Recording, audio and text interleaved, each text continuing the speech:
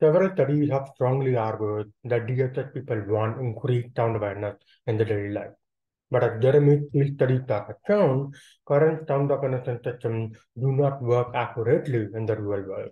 This is because sound very large in the field. They attenuate, reverberate, overlap, like my dog bark may be very different from your dog bark. And so a system trained on a generic data set will fail to recognize all dog barks.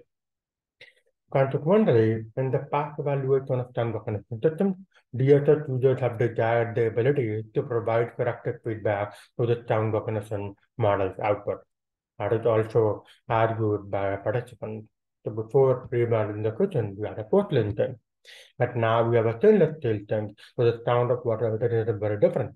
And so we want to be able to tell the system that this is not a fan sound, but a water running sound, and it should then be able to recognize that.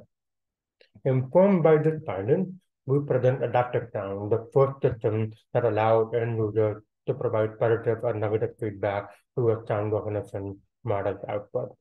The way the AdaptiveSound works is that the user clicks thumbs up or thumbs down on the model output, depending upon whether it is correct or not, and the system uses that feedback to adapt the model on the go.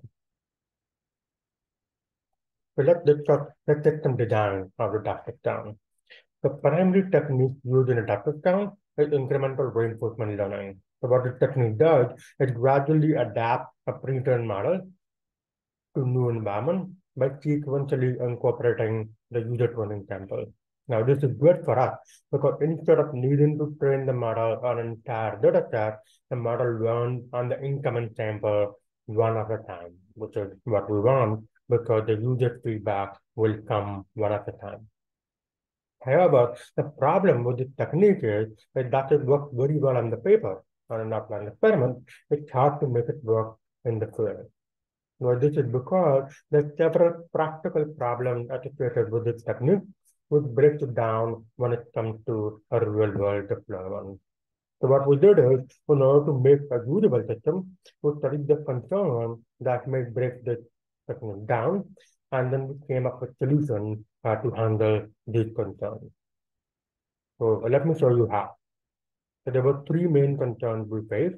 The first one is that stem sound may occur more frequently than others, pretty common in the real world, of course, which will cause the model to overfit on frequently occurring classes. Right? So what do we do? So we adopted an adversarial approach, a conditional GAN, to generate dummy data for the classes that were not frequent. So if the model is seeing, for example, more examples of class A than class B, then it will generate the samples for class B to match the class A. Now concern two, the user feedback can be unreliable. Makes sense, right? So the way that we handle it is that we allow the user to enter the surety, the certainty of this feedback. So this showed the adaptive sound mobile interface. So after providing the feedback, the user can enter a value of 1 to 5, depending upon how certain they are of their feedback. And then the system will train the learning weight based on the feedback that the user provides. So the user is certain of the feedback, the model will rapidly move towards that data point during training. Otherwise, it will move slowly towards that data point.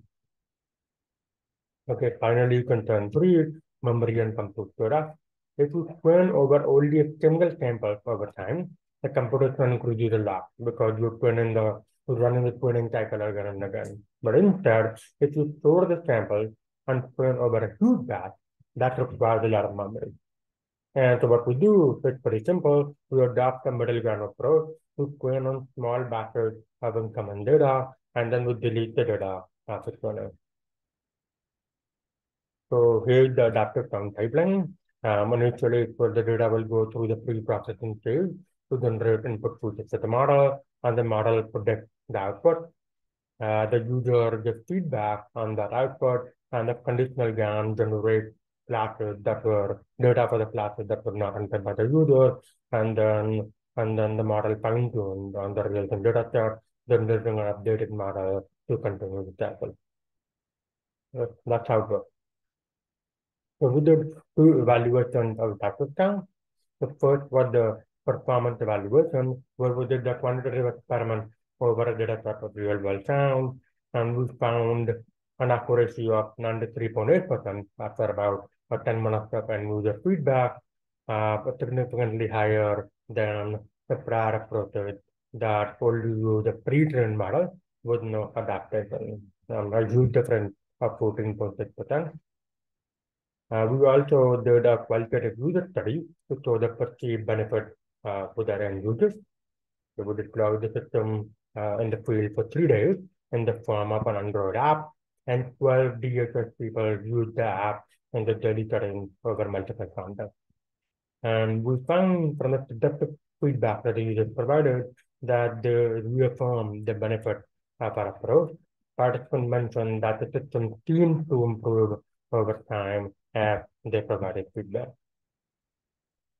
And so in summary, our work contributes adaptive sound, a system to improve sound recognition in different contexts by allowing the DHH end users to provide feedback and two evaluations that show the qualitative and the quantitative improvement over prior state-of-the-art sound recognition systems.